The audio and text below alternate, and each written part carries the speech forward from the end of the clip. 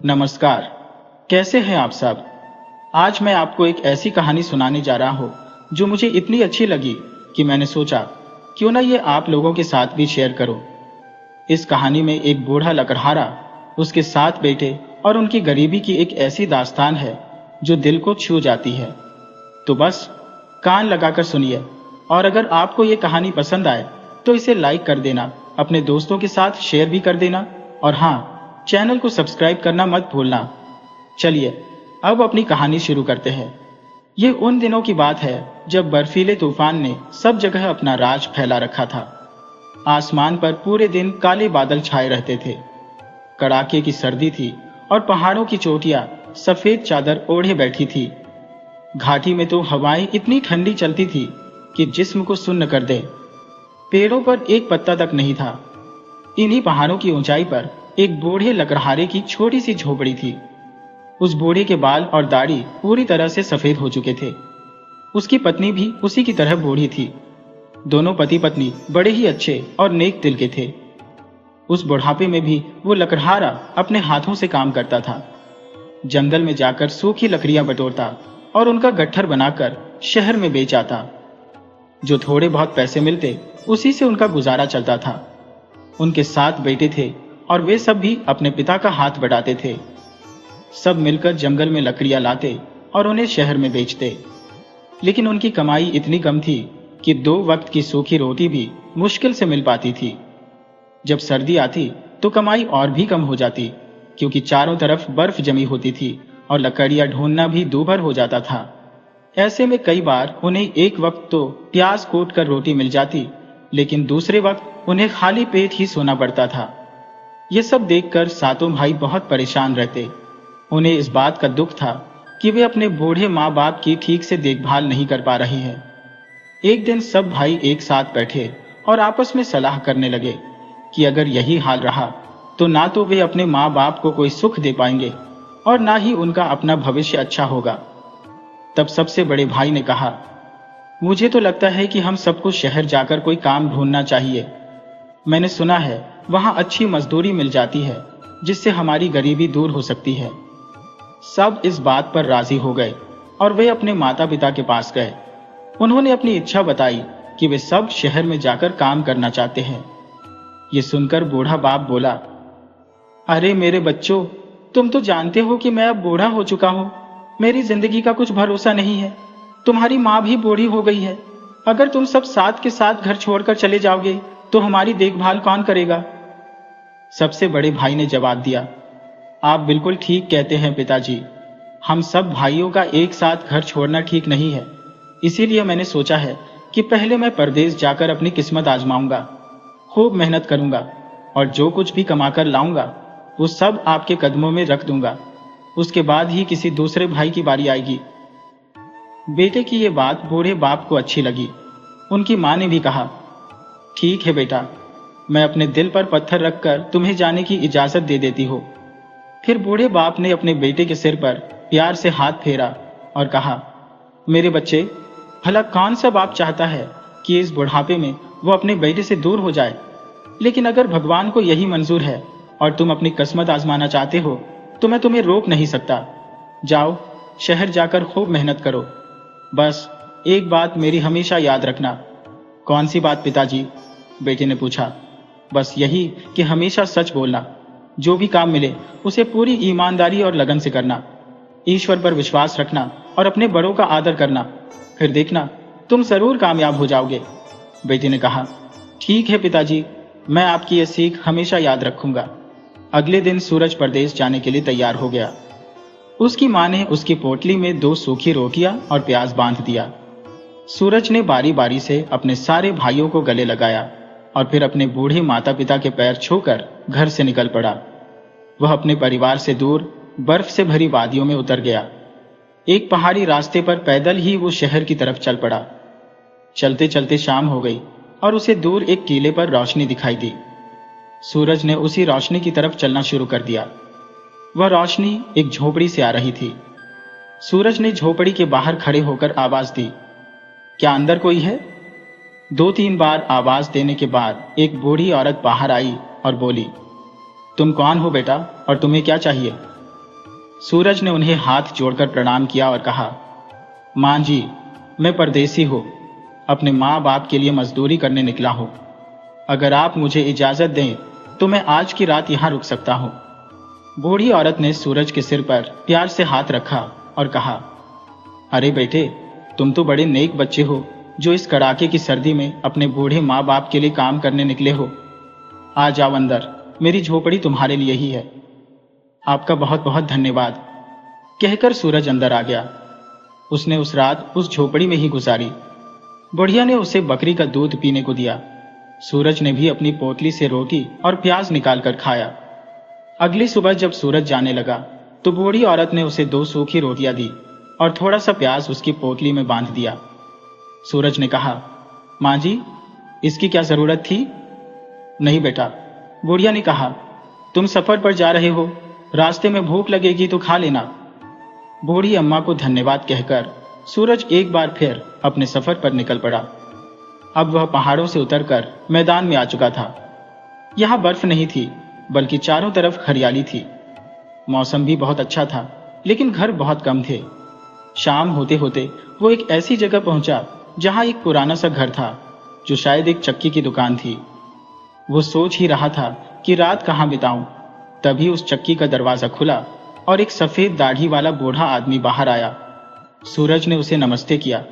बूढ़ी ने प्यार से देखकर पूछा, कहो बेटा, क्या तुम काम करना चाहते हो? सूरज ने मुस्कुराते हुए कहा, बाबा, मैं तो घर से मेहनत मजदूरी करने ही निकला हूं। अगर आप मुझे कोई काम दे दें तो यह तो मेरे लिए सोने पर सुहागा होगा। ठीक है, मेरे साथ अंदर चक्की में आ जाओ, बूढ़ी ने कहा। सूरज बूढ़ी के साथ चक्की के अंदर चला गया। वह दुकान बहुत पुरानी और टूटी फूटी थी। देखकर लगता था कि यहाँ कभी किसी ने आटा नहीं पिसवाया होगा। बूढ़े ने एक कोने की तरफ इशारा किया और कहा, बेटा, वहां 50 बोरियां गेहूं की रखी है। अगर तुम इन्हें पीसकर आटा बना दो तो मैं तुम्हें अच्छी मजदूरी दूंगा। इतनी सारी बोरियां देखकर सूरज पहले तो थोड़ा घबराया, लेकिन उसे तुरंत अपने पिताजी की बात याद आ गई कि हर काम को ईमानदारी से करना चाहिए। उसने कहा, जी बाबा, मैं यह काम करने के लिए तैयार हूं। बूढ़ी ने कहा, मुझे खुशी है कि तुम मेहनत से जी नहीं चुराते। अब यह बताओ कि काम कब से शुरू करोगे? बाबा, मैं अभी इसी वक्त से शुरू कर देता हूं। नहीं बेटा, बूढ़ा बोला, अभी रात हो चुकी है, तुम आराम करो, सुबह से काम शुरू कर देना। बूढ़े ने सूरज के लिए एक कोने में घास फूस का बिस्तर बिछा दिया। सूरज दिन भर का थका हुआ था। बूढ़े के जाते ही उसे गहरी नींद आ गई। अगली सुबह सूरज उठा, हाथ मुंह धोया और गेहूं की पहली बोरी खोलकर आटा पीसना शुरू कर दिया। कुछ ही दिनों में उसने सारी बोरियां पीस डाली और आटे की बोरियां दीवार के साथ जमा कर दी। जब काम खत्म हो गया तो बूढ़ा अंदर आया। उसने मुस्कुराते हुए सूरज को देखा और उसकी पीठ थपथपाते हुए कहा, सूरज, तुम तो बहुत ही मेहनती और ईमानदार लड़के हो। मैं तुम्हारे काम से बहुत खुश हूं। मेरे साथ आओ, मैं तुम्हें तुम्हारी मेहनत का इनाम देता हूं। सूरज उस बूढ़े के साथ एक छोटी सी कोठरी में गया। वहां एक छोटी सी पुरानी मेज रखी थी। बूढ़े ने उस मेज को झाड़कर बीच में रखा और कहा, यह मेज तुम्हारी मेहनत का इनाम है। सूरज पहले तो परेशान हो गया कि इतनी मेहनत के बदले में बस एक पुरानी सी टूटी फूटी मेज ही मिलेगी। बूढ़े ने कहा, बेटा, जिस चीज को तुम एक मामूली मेज समझ रहे हो, यह उससे कहीं ज्यादा है। सूरज ने भोलेपन से पूछा, मैं समझा नहीं बाबा, मुझे तो इस मेज में कुछ खास नहीं दिख रहा। बेटा, बूढ़ी ने समझाया, मैं तुम्हें इसका राज बताता हूं। इसके सामने खड़े होकर कहो, मेज, मुझे अच्छे अच्छे पकवान खिला दो। फिर देखना ये तुम्हारे लिए क्या करती है। सूरज ने तुरंत मेज के पास खड़े होकर कहा, मेज, मुझे अच्छे अच्छे पकवान खिला दो। उसके मुंह से ये बात निकली और मेज तरह तरह के पकवानों से भर गई। ये देखकर सूरज की हैरानी का ठिकाना न रहा। उसने जी भरकर खाना खाया और फिर कहा, बाबा, आपका बहुत बहुत धन्यवाद कि आपने मुझे इतना अच्छा खाना खिलाया। बूढ़ी ने कहा, बेटा, अब यह मेज तुम्हारी है। इसे संभाल कर ले जाओ और अपने बूढ़े माँ बाप को अच्छे अच्छे पकवान खिलाओ। सूरज ने बूढ़े बाबा के पैर छुए और मेज को कंधे पर रखकर अपने घर की तरफ चल दिया। ऐसी कमाल की मेज पाकर सूरज बहुत खुश था। वो सोच रहा था कि जब वो घर जाकर ये करामाती मेज अपने परिवार को दिखाएगा तो वे सब कितने हैरान रह जाएंगे। चलते चलते शाम हो गई और उसकी नजर एक सराय पर पड़ी। सूरज ने सराय के मालिक से जाकर कहा कि वो यहाँ रात बिताना चाहता है। उसने ये भी कहा कि वो सराय में खाना नहीं खाएगा, बस रात ही बितानी है और उसके बदले वो उसके जूठे बर्तन साफ कर देगा। सराय का मालिक बहुत ही चालाक आदमी था। उसकी आंखें उल्लू जैसी थी। उसने तिरछी आंखों से देखा और पूछा, अरे कहां से आ रही हो लड़के? मैं दूसरे शहर में मजदूरी करने गया था। सराय के मालिक ने हैरानी से पूछा, कमाल है, तुम मजदूरी करके आ रहे हो और तुम्हारे पास एक फूटी कौड़ी तक नहीं है। सूरज ने भोलेपन से कहा, नहीं हुजूर, ऐसी बात नहीं है। मैंने एक बूढ़े बाबा के यहाँ बहुत मेहनत की थी और उन्होंने खुश होकर मुझे ये मेज इनाम में दी है। सराय के मालिक ने उस पुरानी मेज को देखकर कहा, अरे लगता है उस बूढ़ी ने तुम्हें उल्लू बना दिया। भला ये 2 कौड़ी की मेज भी कोई इनाम में देने की चीज होती है? मुझे तो लगता है तुम बहुत बड़े बेवकूफ हो। सूरज को उस मेज का भेद उस चालाक मालिक को नहीं बताना चाहिए था, लेकिन वो बेचारा सीधा साधा था। वो झट से बोला, नहीं हुजूर, ये कोई साधारण मेज नहीं है। तो फिर इसमें ऐसी क्या खास बात है? जरा हमें भी तो पता चले, मालिक ने पूछा। और सूरज ने अपने भोलेपन से उस मेज का सारा राज उस मालिक को बता दिया। मालिक को यकीन नहीं हुआ। उसने सोचा, ये लड़का झूठ बोल रहा है या फिर ये पागल है। उसने यूं ही कह दिया, क्या तुम इस बात को साबित कर सकते हो? सूरज बोला, क्यों नहीं, अभी लीजिए। और उसने मेज को वहीं रख दिया और कहा, मेज, मेरे लिए जल्दी से अच्छे अच्छे पकवान लेकर आओ। और पलक झपकते ही पूरी मेज तरह तरह के पकवानों से भर गई। ये देखकर सराय के मालिक की उल्लू जैसी आंखें फटी की फटी रह गईं। वो बोला, हे भगवान, ये मैं क्या देख रहा हूं? सूरज ने बड़े गर्व से कहा, अब तो आपको यकीन हो गया। हाँ, बिल्कुल हो गया। इसके बाद सूरज ने सराय के मालिक के साथ बैठकर मजे से खाना खाया और फिर मेज को लेकर अपने कमरे में सोने चला गया। मेज का ये कमाल देखकर सराय के मालिक की नीयत बिगड़ गई थी। उसने मन में ठान लिया था कि वो ये अजीब मेज हर हाल में हासिल करेगा। उसने तुरंत एक बढ़ई को बुलवाया और उस मेज जैसी ही एक दूसरी मेज तैयार करवाई। फिर उस मेज को लेकर वो आधी रात को सूरज के कमरे की तरफ चल दिया। पूरी सराय में सन्नाटा पसरा हुआ था। सारे मुसाफिर दिन भर के थके होने की वजह से गहरी नींद में सो रहे थे। सूरज के कमरे के पास आकर उसने खिड़की से झांक कर देखा तो सूरज गहरी नींद में सो रहा था और उसकी मेज पास ही रखी थी। सराय का मालिक चुपके से खिड़की के रास्ते से अंदर कूद गया।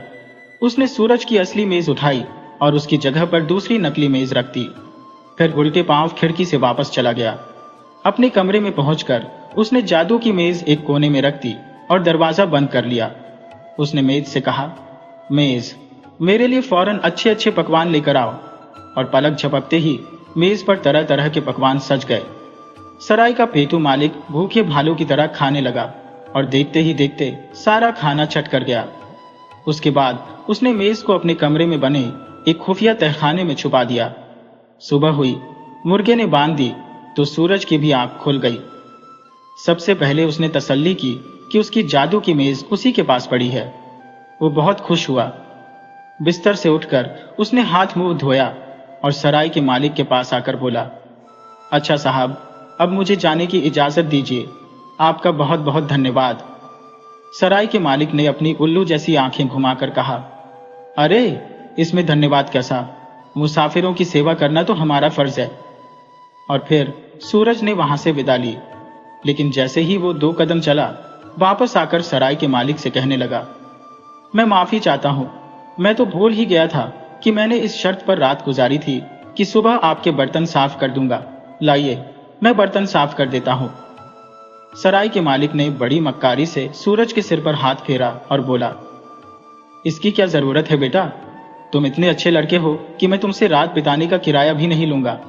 और हाँ, तुमने अपनी खस मेज अपने पास रख ली है ना?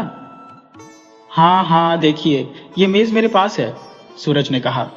और फिर सराय के मालिक से इजाजत लेकर अपनी मेज कंधे पर रखकर सूरज अपने घर की तरफ रवाना हो गया। वो सोच रहा था कि अब ये मेज उसके परिवार का पेट भरने के लिए काफी है। वो जल्द से जल्द अपने परिवार के पास पहुंचना चाहता था। जब वो घर पहुंचा तो उसका जोरदार स्वागत हुआ। बूढ़े माँ बाप ने उसे गले से लगाया और भाइयों ने भी उसे बहुत प्यार दिया। भाइयों ने पूछा, सूरज, ये तो बताओ कि तुम परदेश से क्या कमाकर लाए हो। सूरज ने जवाब दिया, मेरे प्यारे भाइयों, मैंने पिताजी की सीख पर अमल किया और दिन रात एक करके मेहनत की। लालच और बेईमानी को अपने पास भी नहीं आने दिया, और ये देखो, उसके बदले में मुझे ये मेज इनाम में मिली है। भाई बोले, ये मेज? ये टूटी फूटी सी पुरानी मेज। बूढ़े माता पिता ने भी जब उस मेज को देखा तो वे बहुत उदास हो गए। उन्हें लगा कि उनका बेटा परदेश जाकर बस समय ही बर्बाद करके आया है। पिता ने कहा, बेटा, अगर परदेश जाकर तुमने ये पुरानी सी मेज ही कमाई है तो इससे अच्छा तो ये होता कि तुम घर पर ही रहते। परदेश में इतनी तकलीफें उठाने की क्या जरूरत थी। सूरज ने जब अपने परिवार को उदास देखा तो कहने लगा, आप लोगों को गलतफहमी हो गई है। जिस मेज को आप लकड़ी की पुरानी सी मामूली मेज समझ रहे हैं वो बड़ी कमाल की करामाती मेज है। छोटे भाई ने पूछा, करामाती मेज? क्या ये कोई जादू का करतब दिखाती है? सूरज ने कहा, मेरे प्यारे भाइयों, इस मेज में एक बहुत बड़ी खूबी है। जब मैं इससे कहता हूं कि मेज मेरे लिए अच्छे अच्छे पकवान लगा दो तो ये तरह तरह के पकवान पेश कर देती है। ये सुनकर घर वाले हैरान हो गए और सूरज का मुंह ताकने लगे। मां ने कहा, हे भगवान, भला ये कैसे हो सकता है? लगता है मेरा बेटा परदेश से पागल होकर आया है। उसके पिता ने अपना सिर पकड़ लिया। हे भगवान, मेरे बेटे को सद्बुद्धि दो। सूरज ने कहा, आप लोग परेशान क्यों होते हैं? जरा ठहरो, मैं अभी दिखाता हूं। पहले दरवाजा बंद कर लो। छोटे भाई ने झोपड़ी का दरवाजा बंद किया। उसके बाद सूरज ने आराम से उस मेज को बीच में रखा और मेज से कहा, मेज, मेरे लिए अच्छे अच्छे पकवान लेकर आओ। लेकिन कुछ भी नहीं हुआ। सूरज ने एक बार फिर यही बात दोहराई, लेकिन कुछ ना हुआ। अब सूरज बार बार अपनी बात दोहराने लगा, पर कोई फायदा नहीं हुआ। यह देखकर माता पिता और भाइयों ने अपना सिर पकड़ लिया।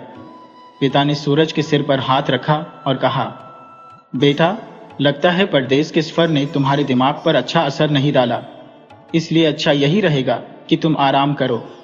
सब लोग उदास होकर झोपड़ी से बाहर चले गए। सूरज परेशान था कि आखिर ये क्या माजरा है, लकड़ी की मेज खाना क्यों नहीं लाती। घर वालों ने कहा, अब अच्छा यही रहेगा कि तुम जंगल से लकड़ियां लाकर बाजार में बेचा करो। तुम परदेश में जाकर कुछ भी कमा नहीं सके। सूरज बेचारा फिर से उसी पुराने रास्ते पर चल पड़ा।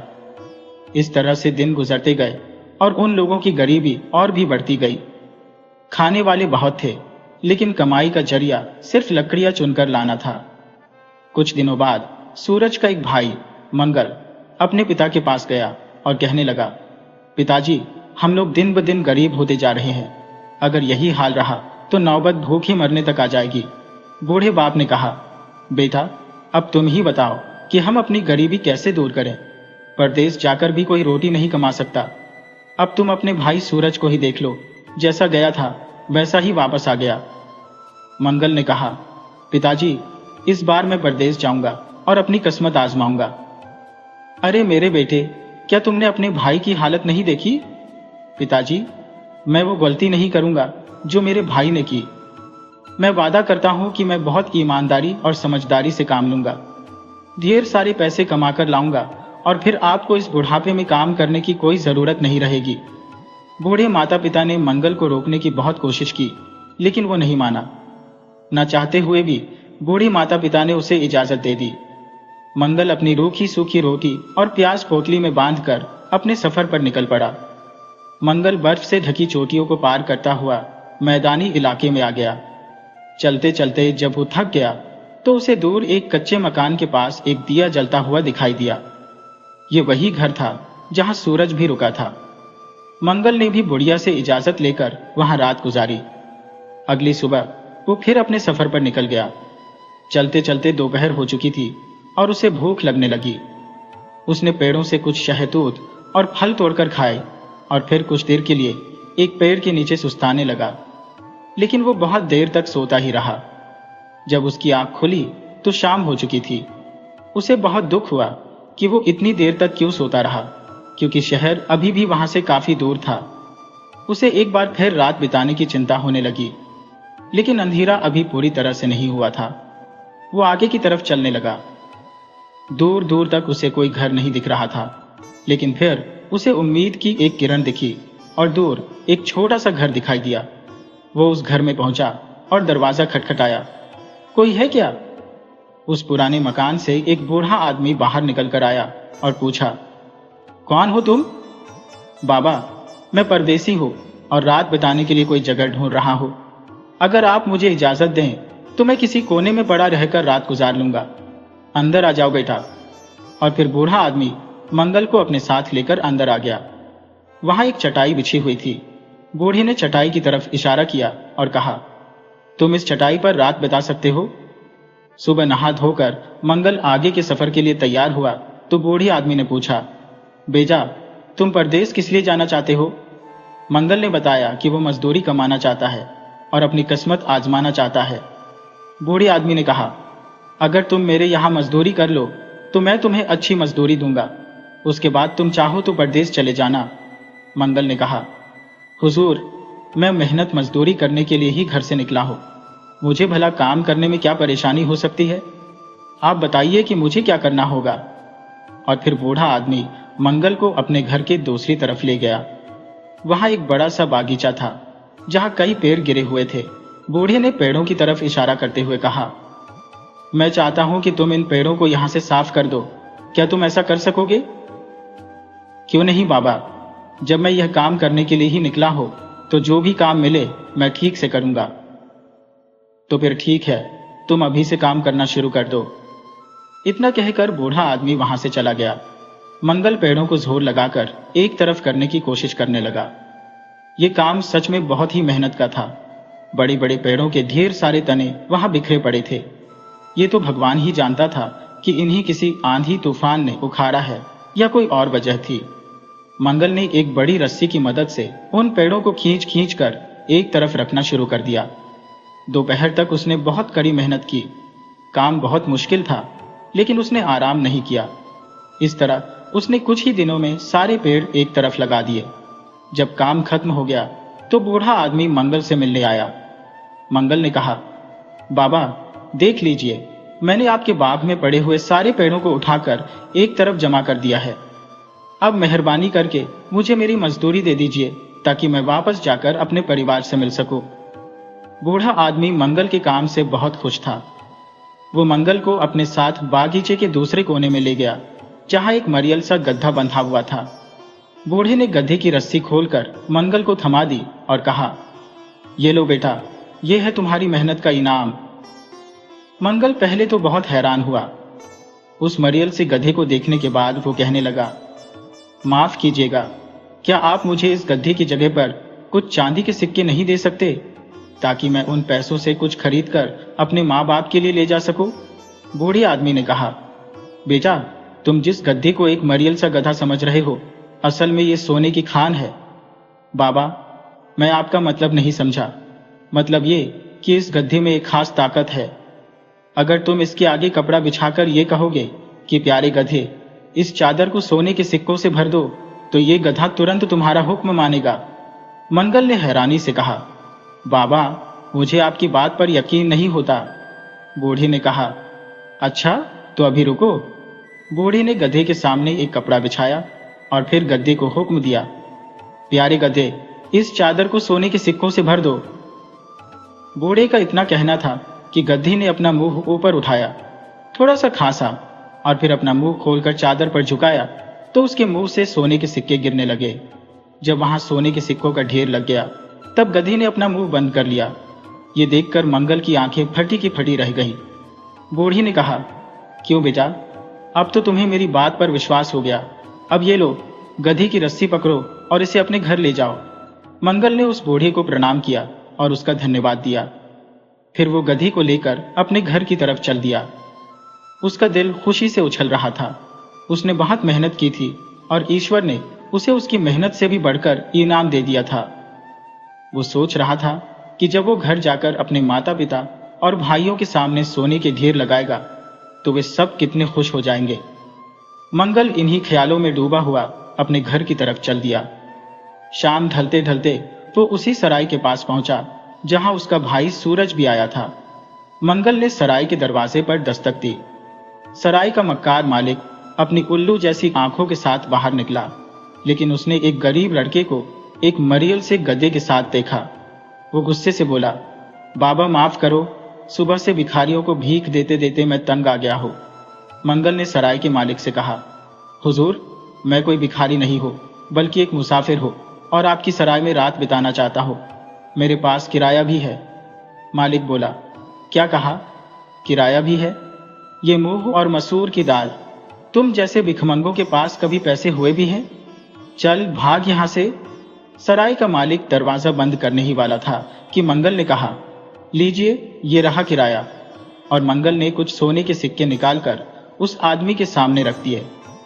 ये सिक्के उसे चलते समय बूढ़े ने दिए थे। सोने के सिक्के देखते ही सराय के मालिक की आंखें फटी की फटी रह गईं। उसे इस बात का जरा भी अंदाजा नहीं था कि एक फटे हाल सा दिखने वाला लड़का भी उसे सोने के सिक्के दे सकता है।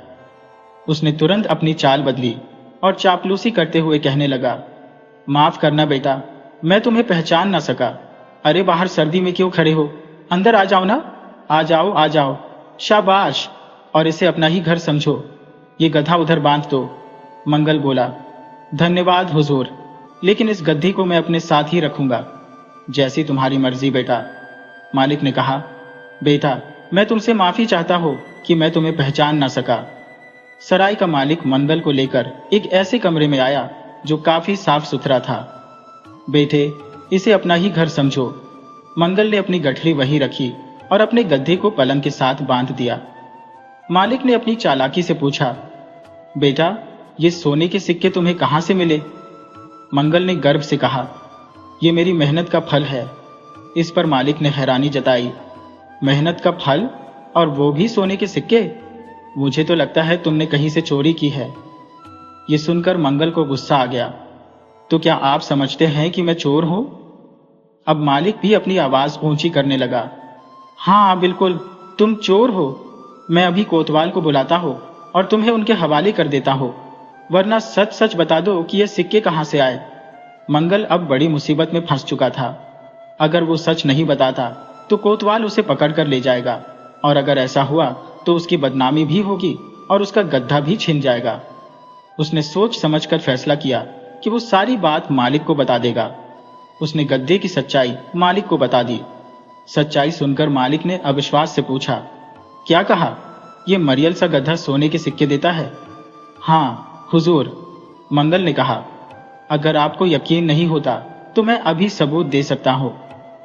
इतना कहकर मंगल ने गधे के आगे एक चादर बिछा दी और कहा, प्यारे गधे, इस चादर को सोने के सिक्कों से भर दो। गधे के मुंह से सोने के सिक्के गिरने लगे। मालिक हैरान रह गया।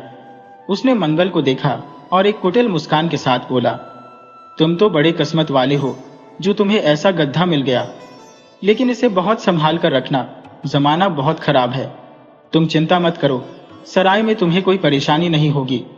मैं इसे अपने अस्तबल में अपनी निगरानी में रखूंगा। मंगल ने यहाँ एक बहुत बड़ी गलती कर दी। उसने एक ऐसे आदमी पर भरोसा कर लिया जो बेईमान और मक्कार था। उसने अपना कीमती गधा सराय के मालिक को दे दिया।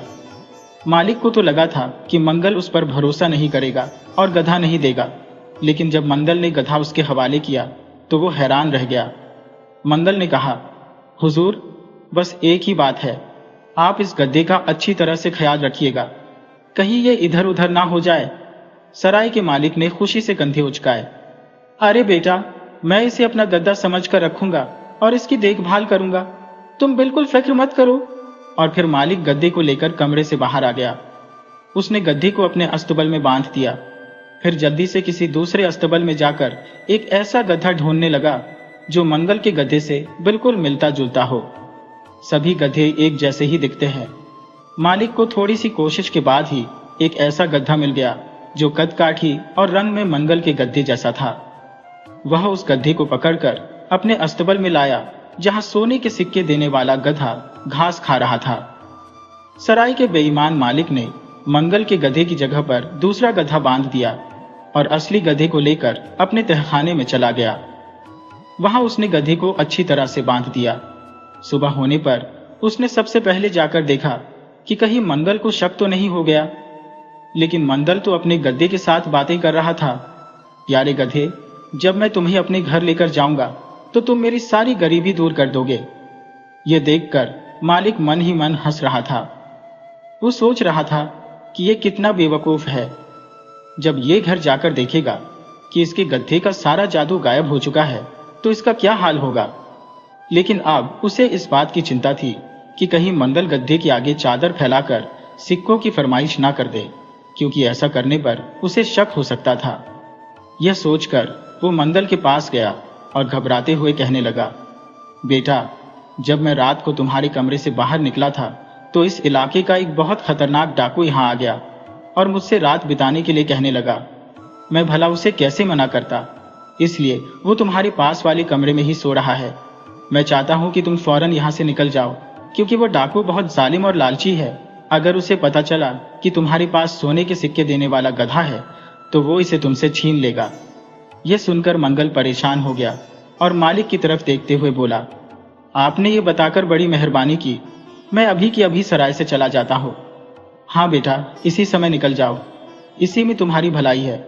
और फिर मंगल ने अपने गधे की रस्सी थामी और मालिक की इजाजत लेकर सराय के पीछे वाले दरवाजे से अपने घर की तरफ चल दिया। निकलते ही वो तेजी से आगे बढ़ने लगा। जैसे जैसे वो अपने घर के पास पहुंच रहा था, उसकी बेचैनी बढ़ती ही जा रही थी। शाम होते होते वो घर पहुंचा। पिता ने पूछा, मंगल मेरे बेटे, तुम आ गए? तुम परदेश गए थे, वहां से क्या कमा कर लाए हो? मंगल ने गर्व से अपनी गर्दन ऊंची की और अपने पिता के आगे वो गधा कर दिया। उसके पिता कभी गधे को देखते तो कभी अपने बेटे को। वे बोले, बेटा, अगर परदेश जाकर तुम्हें ये मरियल सा गधा ही लाना था तो परदेश जाने की जरूरत ही क्या थी। यहीं पर हमारे साथ रहते रूखी सूखी रोटी खाकर गुजारा तो हो ही रहा था। दूसरे भाइयों को भी बहुत दुख हुआ। पिता का चेहरा तो शर्म से मुरझा गया। उन्होंने कहा, काश मैंने तुम्हें परदेश जाने की इजाजत ना दी होती। लोग सुनेंगे तो क्या कहेंगे। मंगल उन सब की बातें सुनकर हंस दिया और बोला, पिताजी, आप इस मरियल से गधे को क्या समझ रहे हैं? असल में ये सोने की खान है। पिता ने पूछा, क्या मतलब है तुम्हारा? मंगल ने गधे के सिर पर हाथ रखा और कहा, मेरा मतलब यह है पिताजी कि ये सिर्फ एक मामूली सा गधा नहीं है, इसमें एक बहुत बड़ी खूबी है। मैं अभी आपको दिखाता हूँ। ये कहने के बाद मंगल ने गधे के आगे एक चादर बिछा दी और कहने लगा, मेरे प्यारे गधे, इस चादर को सोने के सिक्कों से भर दो। लेकिन उसकी बात का गधे पर कोई असर नहीं हुआ। कई बार कहने के बाद भी जब सोने के सिक्के नहीं मिले तो मंगल को गुस्सा आ गया। उसने डंडा उठाया और गद्दी को पीटने लगा। यह देखकर उसके पिता कहने लगे, अरे बेवकूफ, इस बेचारे बेजुबान जानवर पर जुर्म क्यों कर रहा है? भला कहीं गद्दे भी सोने के सिक्के उगलते हैं? मुझे तो लगता है कि परदेश जाकर तुम्हारा भी दिमाग खराब हो गया है। अब छोड़ उस गद्दे को और जाकर कुछ खा पी ले और आराम कर। सभी लोग मायूस होकर अपनी झोपड़ी से बाहर चले गए और अपने अपने कामों में लग गए। कुछ समय बीता, फिर से सर्दियों का मौसम आ गया। बर्फ गिरने लगी। घर में भुखमरी के हालात आ गए। अब इस गरीबी से परेशान होकर तीसरे भाई बद्री ने अपने भाइयों से कहा कि वो इस बार परदेश जाकर अपनी किस्मत आजमाना चाहता है। कुछ पैसे कमाकर लाएगा ताकि उनके घर की तंगी खत्म हो सके। लेकिन भाइयों ने कहा कि पहले ही दो भाई परदेश जाकर कौन सा तीर मार आए हैं जो तुम घर छोड़कर जाओगे। इस परिवार को परदेश रास नहीं आता। लेकिन बद्री अपनी बात पर अड़ा हुआ था और फिर सभी भाई मिलकर अपने माता पिता के पास गए और उन्हें बद्री के फैसले के बारे में बताया। बूढ़े माँ बाप ने एक बार फिर अपना सिर पकड़ लिया। वे कहने लगे, तुम्हारी आंखों के सामने ही दो भाई पहले ही परदेश जाकर नाकाम होकर लौट आए हैं। बद्री ने बहुत ही विनम्रता से कहा, पिताजी, यह जरूरी नहीं कि जो मेरे भाइयों के साथ हुआ है वही मेरे साथ भी हो। बद्री ने परदेश जाने की तैयारी शुरू की। उसने 2 रोटियां और प्याज एक पोटली में बांधे और पूरे परिवार से विदा लेकर अपने सफर पर चल दिया। घर से निकलते ही बद्री ने यह फैसला कर लिया था कि वो नाकामयाब होकर कभी घर वापस नहीं आएगा। पहाड़ी इलाके को पार करने के बाद जब वो मैदानों में पहुंचा तो रात हो चुकी थी, जहां मकान बहुत ही कम थे। उसने 1-2 घरों के बाहर जाकर दस्तक दी। कि उसे रात बिताने के लिए जगह चाहिए, लेकिन किसी ने उसे घर के अंदर नहीं आने दिया। तब किसी ने उससे कहा कि तुम बस्ती के सबसे अमीर उस करोड़पति बूढ़े के घर में क्यों नहीं जाते। बद्री उस अमीर आदमी के घर का पता पूछते हुए वहां पहुंच गया। यह एक शानदार महल जैसा मकान था। बद्री ने आवाज लगाई कि क्या इतने बड़े महल में उसे रात बिताने के लिए जगह मिल सकती है। मकान का दरवाजा खुला और एक बूढ़े आदमी ने खिड़की से झांक कर कहा, कौन हो तुम लड़के और क्या चाहते हो। बद्री ने कहा, हुजूर, मैं एक मुसाफिर हूं और मुझे रात बिताने के लिए जगह चाहिए। रईस बूढ़े ने चिल्लाते हुए कहा, क्या इस पूरे गांव में तुम्हें मेरा ही घर मिला था? जाओ किसी और घर का दरवाजा खटखटाओ। बद्री बोला, हुजूर, मैं आपके इतने बड़े मकान के किसी छोटे से कोने में पड़ा रहूंगा। वो बूढ़ा गुस्से में कहने लगा, तुम यहां से जाते हो या नहीं, या मैं अपने नौकरों को कहकर तुम्हें धक्के मारकर यहां से निकलवा दूं। इतना कहकर बूढ़े ने जोर से खिड़की बंद कर ली। अब बेचारा बद्री अपना सा मुंह लेकर रह गया। उसके पास कोई दूसरा रास्ता नहीं था कि वो बस्ती से बाहर जाकर रात बिताने के लिए कोई दूसरी जगह ढूंढे। वो बस्ती से थोड़ी दूरी पर आ गया। अंधेरा अभी पूरी तरह से नहीं हुआ था और वो अपने लिए कोई जगह ढूंढने लगा। तभी उसे एक पुरानी खंडहर नजर आए। बद्री खंडहर के अंदर चला गया। उसने वहीं पर रात बिताने का मन बना लिया था। खंडहर के अंदर कई छोटी छोटी कोठरियां थी। वो उन्हीं में से एक कोठरी में आ गया। उसने कोठरी के एक कोने में अपना बिस्तर लगाया और अपना फटा हुआ कंबल ओढ़कर सो गया। वह दिन भर के सफर से थका हुआ था। उसे लेटते ही नींद आ गई। पता नहीं वो कितनी देर तक सोया होगा कि अचानक एक खटका हुआ और उसकी आंख खुल गई। उसकी समझ में नहीं आया कि ये आवाज किसकी थी। उसे लगा शायद वो कोई सपना देख रहा था और एक बार फिर से सोने की कोशिश करने लगा। अचानक फिर से एक आवाज सुनाई दी। इस बार वो चौकन्ना हो गया। उसने उस आवाज पर अपने कान लगाए। उसे समझ में आ गया कि ये आवाज जमीन खोदने वाले फावड़े की थी। ऐसा लग रहा था जैसे उसके पास ही कोई आदमी फावड़े से जमीन खोद रहा था। बद्री ने दीवार से कान लगा दिए। उसे लगा कि साथ वाली कोठरी में कुछ लोग जमीन खोद रहे थे और आपस में बातें भी कर रहे थे। बद्री को उनकी बातें साफ साफ सुनाई दे रही थी। उसने सुना कि कोई कह रहा था कि सरदार को तो अब तक आ जाना चाहिए था। रात आधी से ज्यादा बीत गई है। अगर ज्यादा वक्त गुजर गया तो हमारे लिए मुश्किल हो जाएगी। दूसरी आवाज आई, सरदार आ ही रहा होगा। ये सारी योजना उसी ने तो बनाई है। वो जरूर आएगा। और फिर एक आवाज आई, यार, मैं तो जमीन खोद खोद कर थक गया हूं। न जाने और कितना गहरा गड्ढा खोदना है। बस ये हीरे और जवाहरातों से भरा संदूक इसके अंदर आ जाए। ये सुनकर बद्री चौकन्ना हो गया। इसका मतलब ये था कि ये लोग कहीं से हीरे जवाहरात का संदूक चुरा कर लाए थे और इस पुराने खंडहर में उसे जमीन के अंदर दबा रहे थे। बद्री ने सोचा कि इन खतरनाक लोगों से जान बचाकर यहां से भाग जाना चाहिए। लेकिन फिर उसने सोचा कि अगर भागते हुए डाकुओं ने उसे देख लिया तो वो उसे जान से मार देंगे। इसलिए अच्छा यही होगा कि वो चुपचाप यहीं पर रहे। आधी रात के बाद जब डाकू यहां से चले जाएंगे तो वो भी चुपचाप यहां से चला जाएगा। फिर उसे ऐसी आवाज आने लगी जैसे तीनों डाकू जेवरों से भरे उस संदूक को जमीन में दबा रहे हो। उनमें से एक बोला, अब तक तो सरदार को आ जाना चाहिए था। अगर ज्यादा देर हो गई तो हम उस रईस बूढ़े का काम तमाम करके उससे उसका हीरे जवाहरात का खजाना कैसे हासिल करेंगे। यह सुनकर बद्री के माथे पर पसीना आ गया। वो सोचने लगा, अच्छा, तो ये लोग उसी घमंडी और अमीर बूढ़े को मारने की योजना बना रहे हैं। फिर से आवाज आने लगी, बस सरदार को आने दो, फिर हम सब मिलकर उस घमंडी रईस बूढ़े के घर पर हमला बोल देंगे और उसका सारा खजाना लूट लेंगे। असल में ये डाकू आज रात उस रईस और घमंडी बूढ़े को मारकर उसकी सारी दौलत लूटने वाले थे, जिसने बद्री को इतनी ठंड में अपने घर में रात बिताने से मना कर दिया था। इस बात में कोई शक नहीं था कि वो रईस बूढ़ा बहुत घमंडी और निर्दयी था। वो गरीबों से नफरत करता था। बद्री ने सोचा कि चलो अच्छा ही है कि उस बूढ़े को डाकू मार डालेंगे।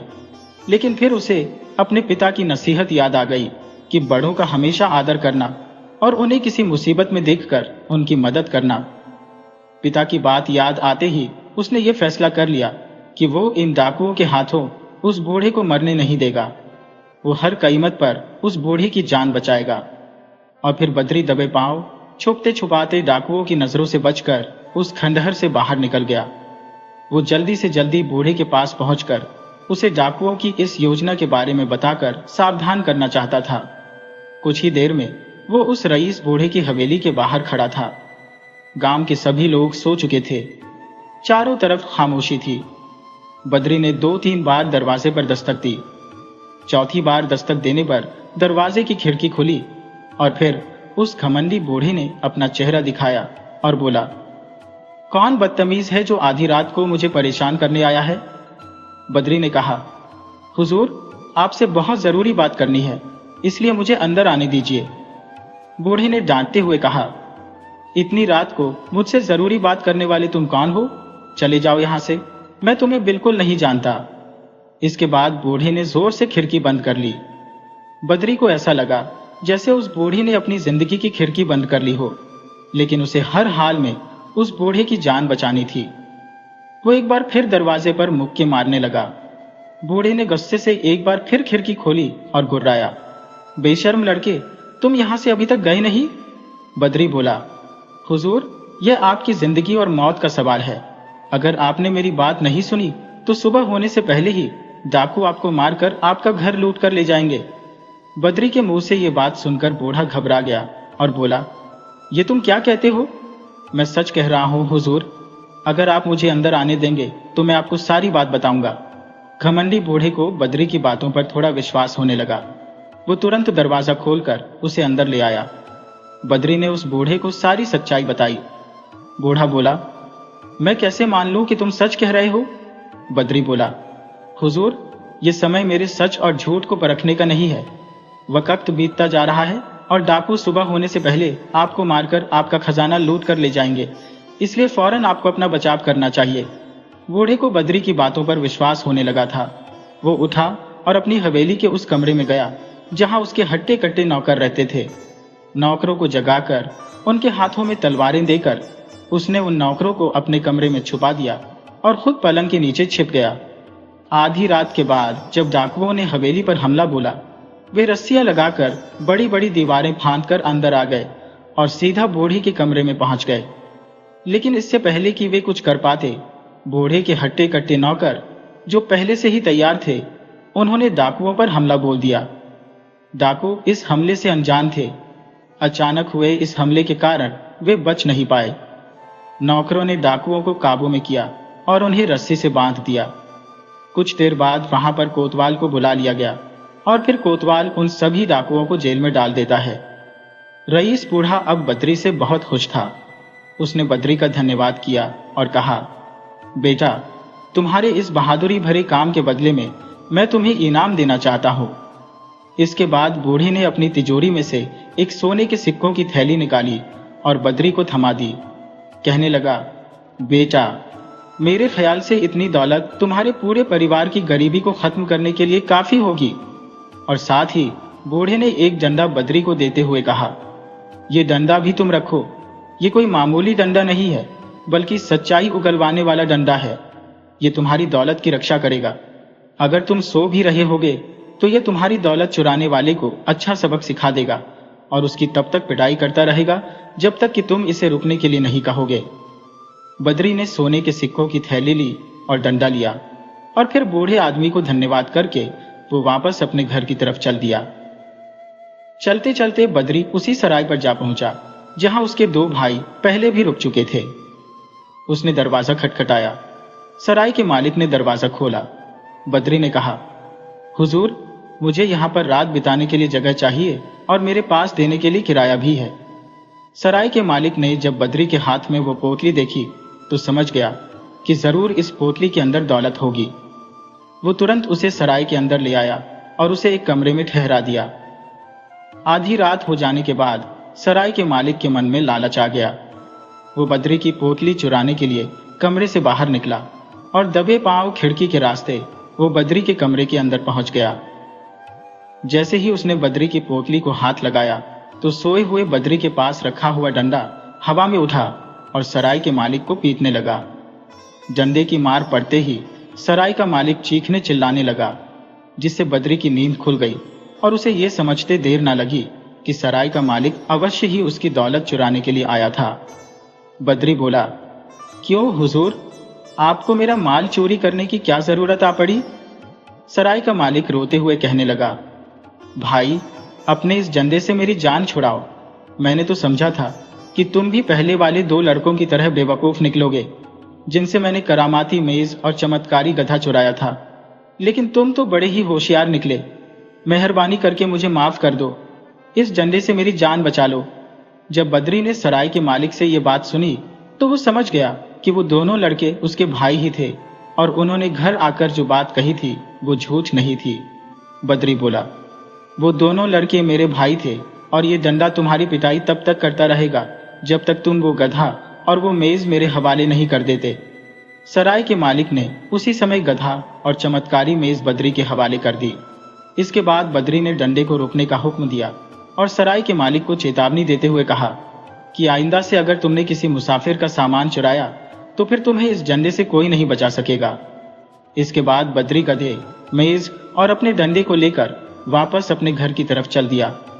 घर पहुंचकर उसने अपने माता पिता और अपने बाकी भाइयों को सारी बात बताई कि कैसे उसके भाइयों को सराय के मालिक ने बेवकूफ बनाया था। अब बद्री और उसके परिवार के पास एक ऐसा गधा था जो सोना उगलता था, एक ऐसी मेज थी जो बढ़िया से बढ़िया पकवान देती थी और सोने की अशर्फियों से भरी हुई एक थैली थी। अब वे लोग गरीब नहीं थे। उन्होंने न सिर्फ अपनी गरीबी दूर की बल्कि अपने गांव के बाकी लोगों के लिए भी कई भलाई के काम किए। दोस्तों, इस कहानी से हमें ये सीख मिलती है कि ईमानदारी और नेकी का फल हमेशा मीठा होता है। गरीबी और लालच के वक्त भी अपने अच्छे कर्मों से कभी मुंह नहीं मोड़ना चाहिए।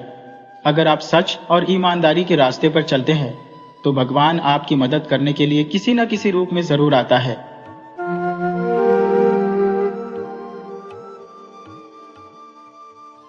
एक जमाने की बात है, राजा उदयभान और रानी मंदाकिनी की बेटी, जिसका नाम था चंद्रलेखा, अपनी खूबसूरती और समझदारी के लिए दूर दूर तक मशहूर थी।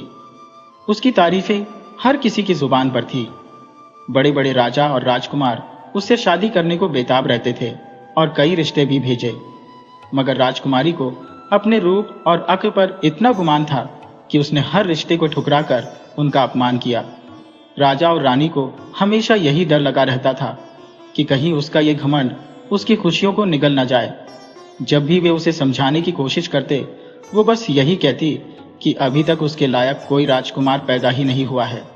चंद्रलेखा का एक भाई था, राजकुमार सूर्यकांत। वह अपनी बहन से बहुत प्यार करता था और उसकी भलाई चाहता था। उसका शांत और धीरज भरा स्वभाव था। वह अपनी बहन के इस बर्ताव से बहुत परेशान था क्योंकि उसकी ये आदतें धीरे धीरे लोगों के बीच नाराजगी पैदा कर रही थी। सूर्यकांत को पता था कि अगर उसकी बहन की शादी किसी सही इंसान से नहीं हुई तो उसका अहंकार उसका जीवन बर्बाद कर देगा। उसका एक बहुत पक्का दोस्त था, रुद्र, जो पड़ोसी राज्य का राजकुमार था। सूर्यकांत ने एक दिन रुद्र को अपने महल में बुलाया, ये सोचकर कि शायद रुद्र और चंद्रलेखा का रिश्ता जुड़ जाए। जब रुद्र ने चंद्रलेखा को पहली बार देखा तो उसकी खूबसूरती ने उसे मोह लिया। चंद्रलेखा ने भी उसे गौर से देखा और मुस्कुराकर बोली, मैंने सुना है आप बड़े बहादुर हैं, पर क्या आपने कभी ऐसे युद्ध में जीत हासिल की है जहां दुश्मन की संख्या आपसे दुगुनी रही हो? रुद्र ने कहा, नहीं, पर मैंने कई ऐसे राजाओं को हराया है जिन्होंने मेरे राज्य पर हमला किया था। राजकुमारी फिर मुस्कुराई और बोली, अच्छा, तो फिर ये बताओ। और इसके बाद उसने एक के बाद एक कई मुश्किल सवाल और पहेलियां पूछनी शुरू कर दी। रुद्र ने बहुत से धर्म ग्रंथ और किताबें पढ़ रखी थी, इसलिए उसने ज्यादातर सवालों के जवाब दे दिए। पर एक पहेली ऐसी आई जिस पर रुद्र चुप हो गया। यह देखकर चंद्रलेखा जोर से हंसी और बोली, तुम मेरे लायक नहीं हो, और उसने रुद्र के प्रस्ताव को मना कर दिया। रुद्र अपमानित महसूस कर वापस अपने राज्य लौट गया। जब सूर्यकांत को यह बात पता चली तो उसे अपनी बहन के इस बर्ताव पर बहुत बुरा लगा। इस घटना के बाद पूरे राज्य में यह बात फैल गई कि राजकुमारी बहुत अहंकारी है। राजा और रानी भी अपनी बेटी की शादी की चिंता में घुलने लगे थे। सूर्यकांत को समझ आ गया था कि उसकी बहन का घमंड न सिर्फ उसके लिए मुसीबत लाएगा बल्कि पूरे राज्य के लिए भी समस्या बन सकता है। अगर वह इसी तरह सभी राजाओं को अपमानित करती रही तो उसके दुश्मनों की गिनती बढ़ती जाएगी। उसने एक योजना बनाई और चंद्रलेखा से कहा, बहन चलो एक खेल खेलते हैं। हम दोनों एक दूसरे पर शर्त लगाते हैं। अगर तुम जीती तो मैं तुम्हारी एक बात मानूंगा और अगर मैं जीता तो तुम्हें मेरी एक बात माननी होगी। राजकुमारी ने उत्सुकता से पूछा, पर शर्त क्या है भैया? सूर्यकांत ने मुस्कुराकर कहा, मैं तुमसे 3 पहेलियां पूछूंगा। अगर तुमने तीनों का सही जवाब दे दिया तो मैं हार मानूंगा, पर अगर तुम नहीं दे पाई तो तुम्हें मेरी बात माननी पड़ेगी। पहेलियों का नाम सुनते ही राजकुमारी खिलखिलाकर हंस पड़ी। उसने कहा, सोच लो भाई, तुम हार जाओगे। राजा और रानी भी उनकी बातें सुन रहे थे और वे भी यह खेल देखने के लिए वहीं बैठ गए। सूर्यकांत ने पहली पहेली पूछी, वो कौन सी चीज है जो जितनी बढ़ती है उतनी ही हल्की होती है? राजकुमारी ने झट से जवाब दिया, धागे का गोला। जब वह बढ़ता है तो हल्का लगता है। सूर्यकांत ने सिर हिलाया और कहा, नहीं, सही जवाब है ज्ञान। जितना ज्ञान बढ़ता है आदमी उतना ही हल्का महसूस करता है। फिर उसने दूसरी पहेली पूछी, वो कौन सी चीज है जो देखने में तो कमजोर लगती है पर पूरी दुनिया को संभाल सकती है? राजकुमारी ने सोचा और कहा, मकड़ी का जाला। वह दिखने में तो कमजोर लगता है लेकिन इसमें छोटे मोटे कीट पतंगे फंस जाते हैं। सूर्यकांत हंसा और बोला, नहीं, सही जवाब है प्रेम। अब सूर्यकांत अपनी तीसरी और सबसे मुश्किल पहेली पूछने वाला था। उसने कहा, वो कौन सी चीज है जो इस दुनिया में सबसे ताकतवर है? राजकुमारी ने बहुत सोचा पर उसे कोई जवाब नहीं सोचा। तब राजकुमार मुस्कुराया और कहा, इसका उत्तर है समय। समय सबसे ताकतवर है। राजकुमारी हैरान रह गई। उसे पहली बार लगा कि वह हार गई है। पहले तो वह गुस्सा हुई पर फिर उसने अपनी हार मान ली। राजा और रानी यह सब देखकर बहुत खुश हुए और उन्होंने अपने बेटे की पीठ थपथपाई।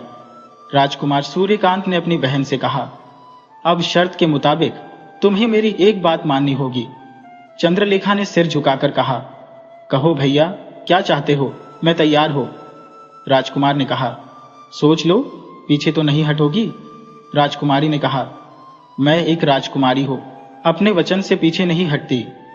तब सूर्यकांत बोला, तुम्हें मेरी पसंद के लड़के से शादी करनी होगी। राजकुमारी यह सुनकर चौंक गई पर शर्त के हिसाब से उसे यह बात माननी ही पड़ी। सूर्यकांत ने पहले से ही शादी की तैयारियां कर रखी थी।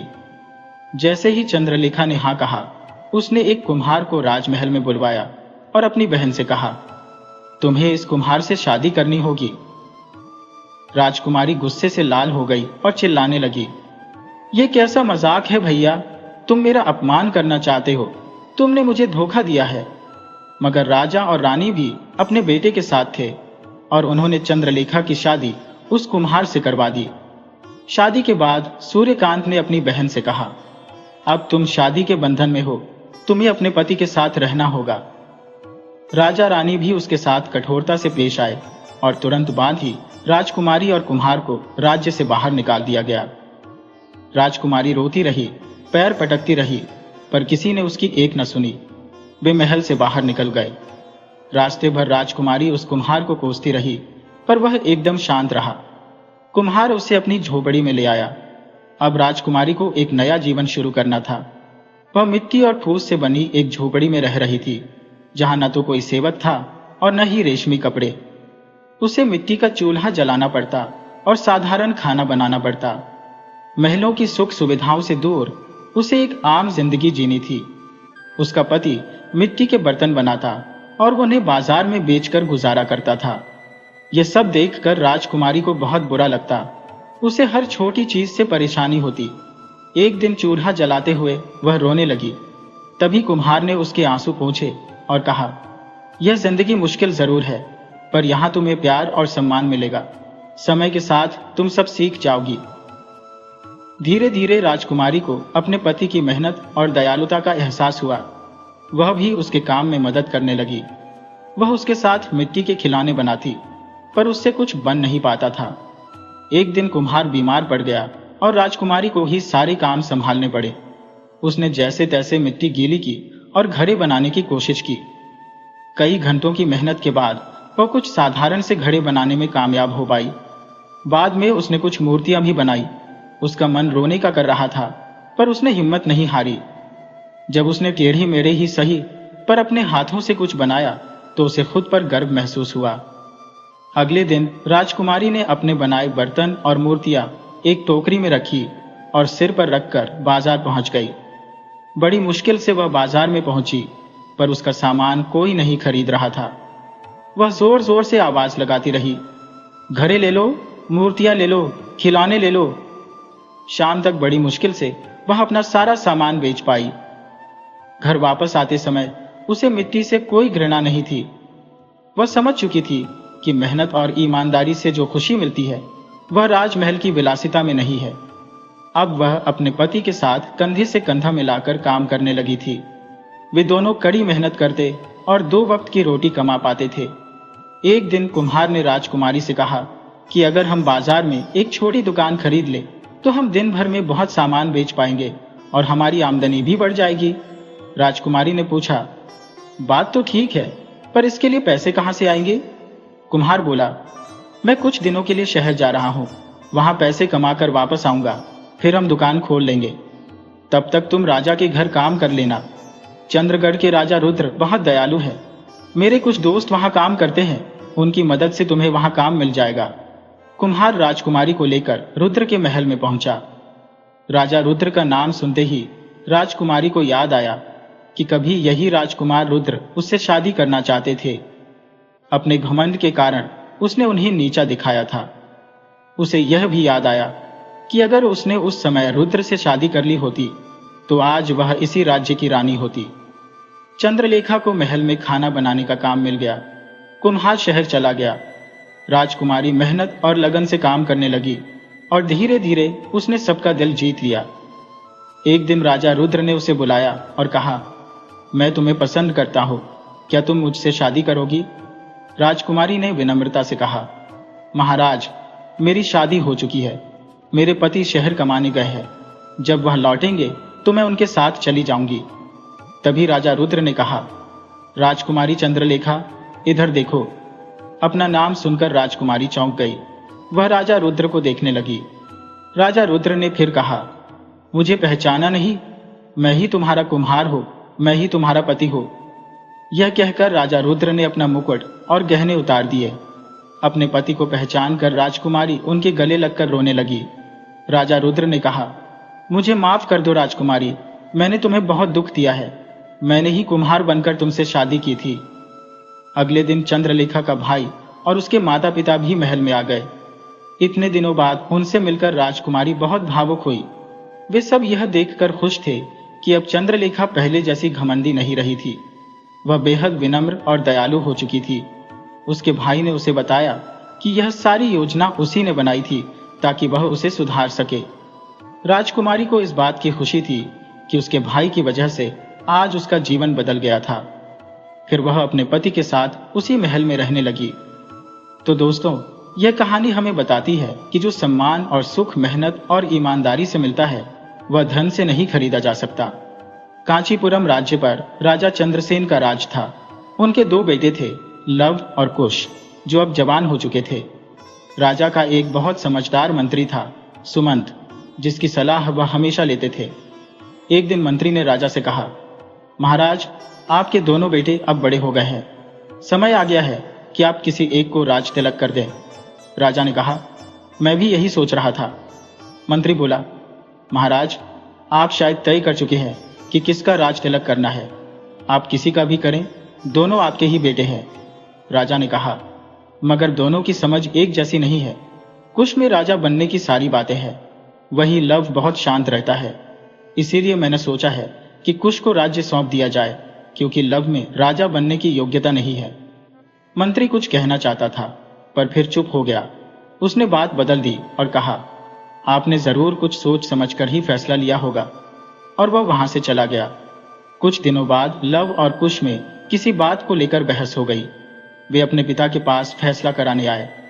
लव ने कहा, पिताजी, हमारे बीच एक बात पर मतभेद हो गया है। राजा ने कहा, अच्छा, क्या बात है? खुलकर बताओ, मैं अभी फैसला करता हूं। लव ने कहा, पिताजी, हमारे राज्य में बहुत से लोग गरीब हैं। उनके पास खाने को अनाज भी नहीं है। उनकी भूख मिटाने के लिए कोई योजना बनानी चाहिए। कुश ने लव की बात काटते हुए कहा, पिताजी, किसी समस्या का हल तभी निकलेगा जब हम उसकी जड़ तक पहुंचे। सिर्फ खाना देने से ये समस्या बार बार आती रहेगी। हमें उन्हें अनाज उगाना सिखाना चाहिए ताकि वे न सिर्फ अपनी बल्कि दूसरों की भी भूख मिटा सकें। उन दोनों की बातें सुनकर राजा कुछ देर सोचते रहे। फिर मंत्री ने कहा, महाराज, भूख मिटाना कोई बड़ी बात नहीं है। अगर गरीबी को जड़ से मिटाया जाए तो यह सही फैसला होगा। राजा ने कहा, अगर राज्य से गरीबी खत्म हो जाएगी तो लोग राजा को भूल जाएंगे।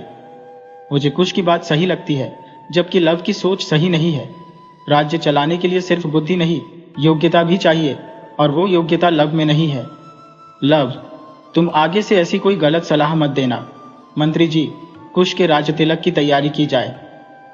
राजा कुश का पक्ष लेते रहे और लव की बात को गलत ठहराकर उसका अपमान भी किया।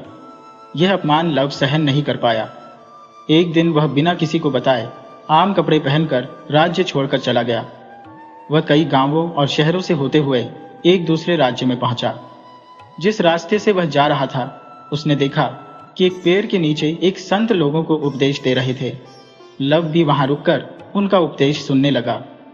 लव ने एक आदमी से पूछा, ये कौन है जो पुराने ग्रंथों की बातें इतनी आसानी से समझा रही है? उस आदमी ने बताया, ये अग्निसार है, शिव मंदिर के पुजारी। वे बहुत अच्छे इंसान हैं। उनकी एक बेटी है, सरिता, जिसकी शादी वे किसी अच्छे लड़के से करना चाहते हैं, पर उनकी बेटी किसी पुरुष को पसंद नहीं करती, इसलिए वह शादी से मना करती है। यही वजह है कि अग्निसार जी दुखी रहते हैं।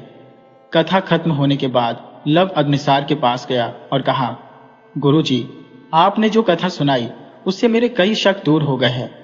मैं सोच रहा था कि मैं एक सन्यासी बन जाऊं तो मेरे मन को शांति मिलेगी, पर अब मुझे समझ आ गया है कि दुनिया में रहकर भी शांति पाई जा सकती है।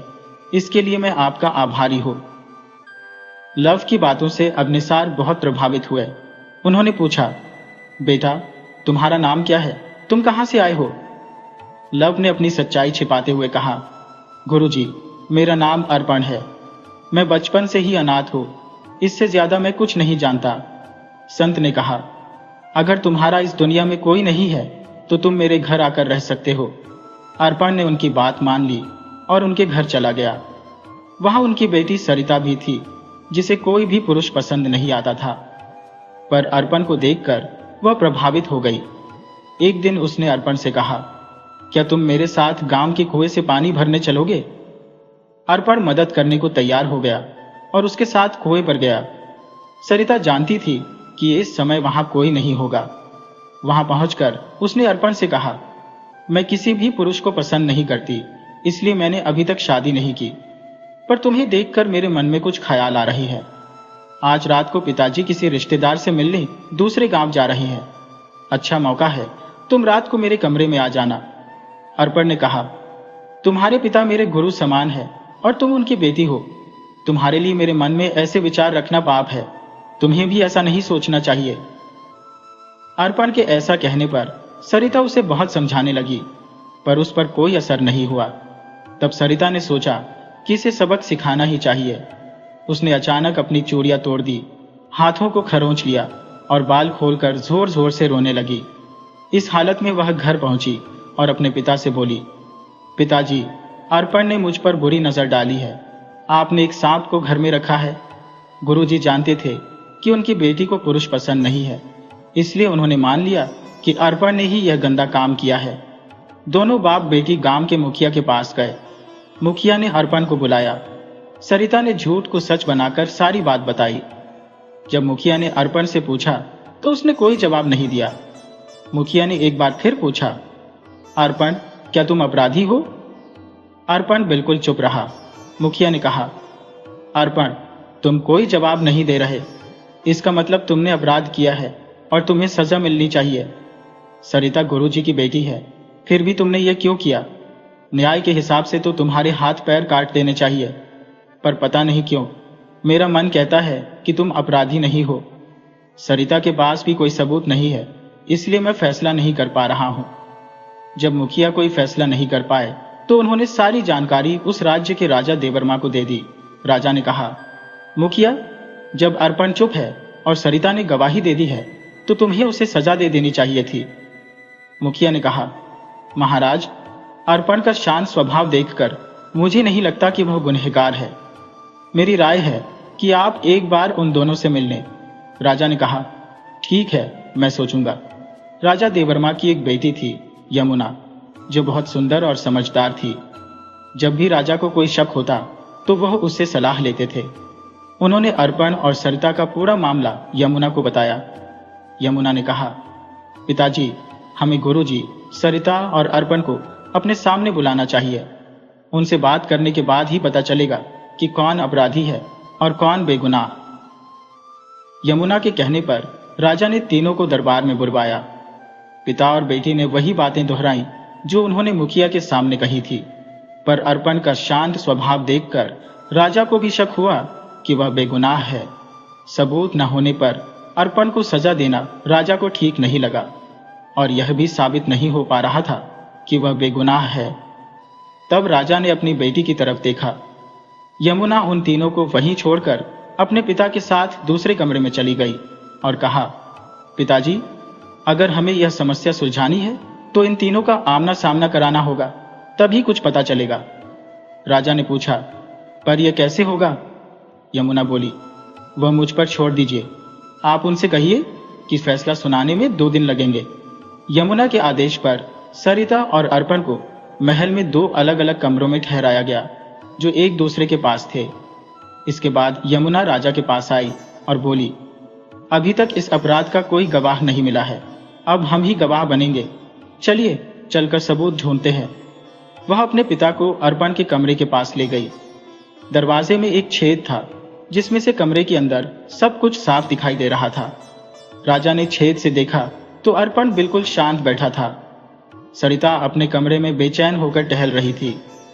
काफी देर तक जब कोई नहीं आया तो सरिता ने बेचैनी में इधर उधर देखा और उसे एक दरवाजा दिखाई दिया। बिना कुंडी वाला वह दरवाजा आसानी से खुल गया। यह दरवाजा अर्पण के कमरे में जाता था।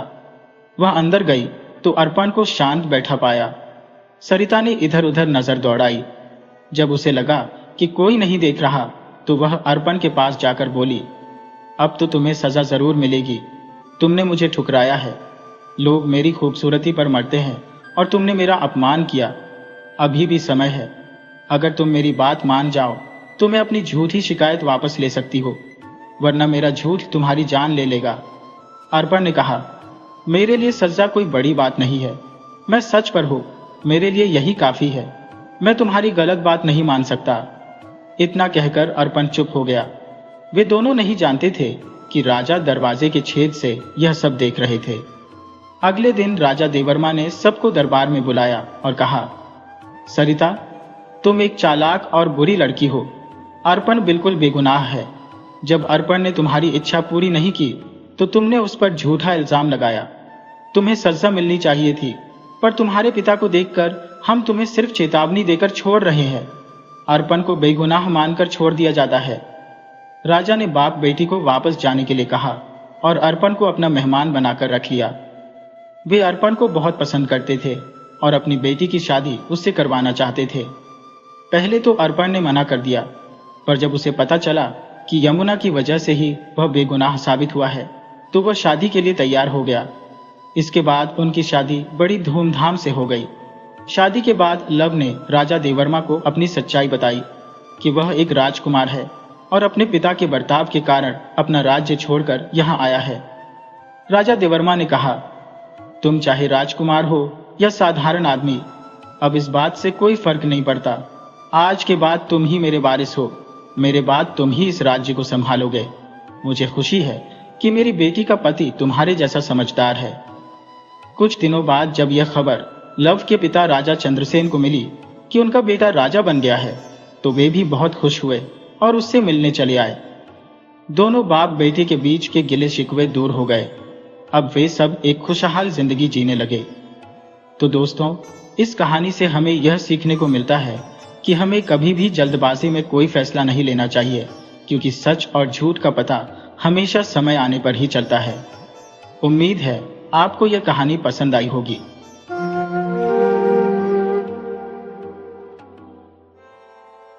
बात बहुत ही पुरानी है, जब विजयनगर नाम के एक राज्य पर राजा विजयसेन का राज्य था।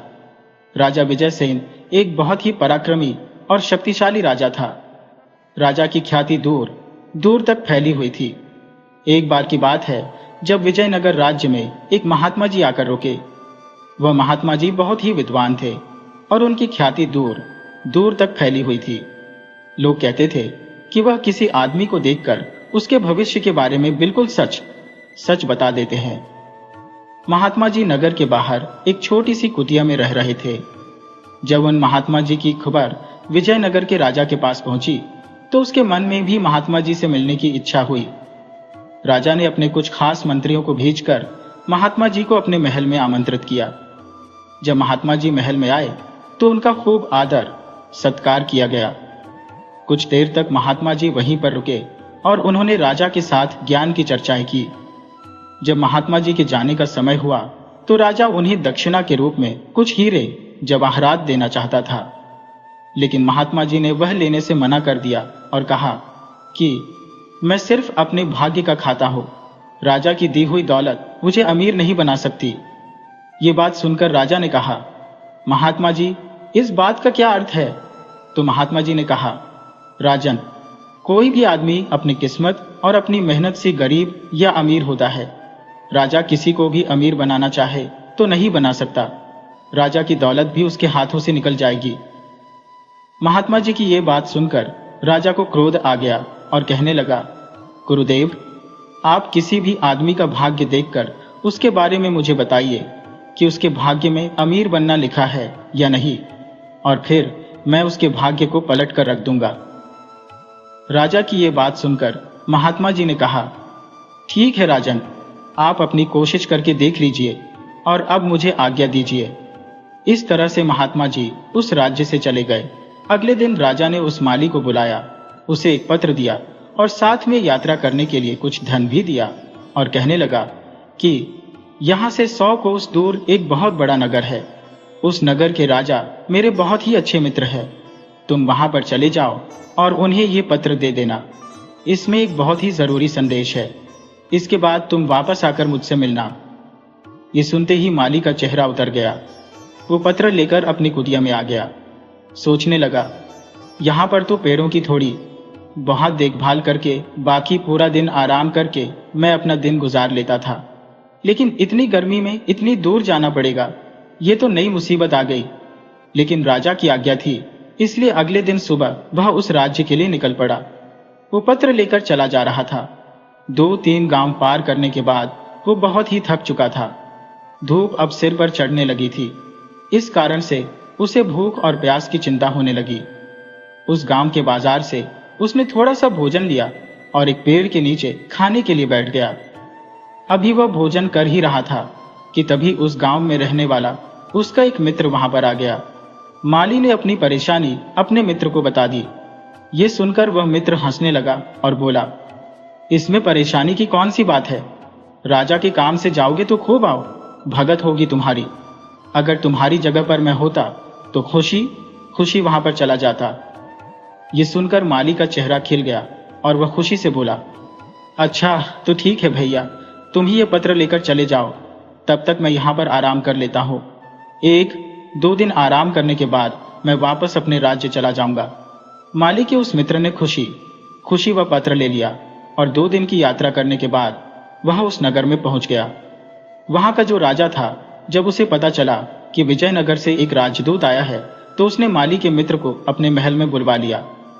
दरबारियों और मंत्रियों के साथ उसे बिठाया गया। जब उसने पत्र निकाल कर दिया और राजा ने वह पत्र बड़े ही ध्यान से पढ़ा।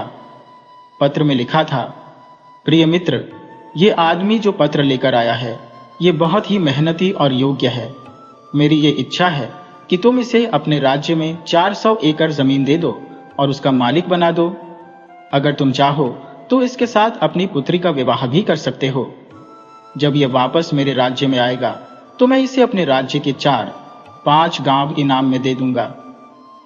उस राज्य के राजा को लगा कि सचमुच ये आदमी बहुत ही योग्य और अनुभवी है। तभी तो विजयनगर के राजा ने इसकी सिफारिश की है। और फिर उसने अपनी पुत्री का विवाह माली के मित्र के साथ कर दिया। साथ ही उसे बहुत से हीरे जवाहरात देकर विदा किया। इधर वह आलसी माली जब अपनी कुटिया में वापस पहुंचा तो जाकर वहीं पर सो गया। अगली सुबह उठकर वह पेड़ों में पानी देने लगा। जब राजा ने उसे देखा तो माली से पत्र के बारे में पूछा। माली ने डरते डरते सारी बात राजा को बता दी। ये सुनकर राजा को बहुत ही क्रोध आया और साथ ही उसे महात्मा जी की भविष्यवाणी भी याद आई। परंतु राजा ने सोचा कि एक बार तो भूल चूक हो सकती है, इसलिए एक बार फिर से प्रयास करके देखना चाहिए कि इस माली को किस तरह से धनी बनाया जा सके। 3-4 दिन के बाद माली राजा का गुस्सा कम करने की इच्छा से बगीचे के खेतों में से बड़े बड़े तरबूज तोड़कर ले आया और बोला, महाराज, इस बार फसल बहुत अच्छी हुई है। देखिए खेत में कितने बड़े बड़े तरबूज लगे हैं। उसकी बात सुनकर राजा खुश हो गया। उसने चुपचाप अपने मंत्री को इशारा किया। मंत्री एक बड़ा तरबूज लेकर अंदर चला गया और उसे अंदर से खोखला करके उसके अंदर हीरे जवाहरात भर दिए और उसे ज्यों का त्यों चिपका कर वापस ले आया। राजा ने वह तरबूज माली को दे दिया और कहा, हम तुमसे बहुत ही खुश हैं और तुम्हें इनाम में ये तरबूज देते हैं। ये सुनकर माली का चेहरा एक बार फिर से लटक गया। उम्मीद है आपको यह कहानी पसंद आई होगी। ऐसी ही और भी कहानियों के लिए चैनल को सब्सक्राइब जरूर कर ले। वीडियो अच्छी लगी हो तो लाइक और शेयर करना न भूलें और अपनी राय कमेंट में जरूर दें।